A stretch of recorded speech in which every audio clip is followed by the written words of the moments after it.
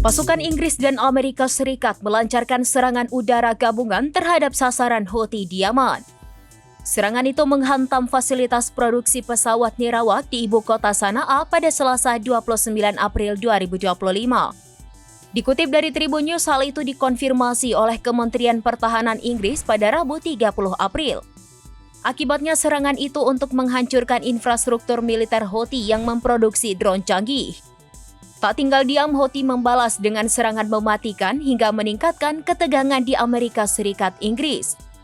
Lantas serangan ini diklaim sebagai bagian dari langkah peningkatan yang diperintahkan Presiden Amerika Serikat Donald Trump.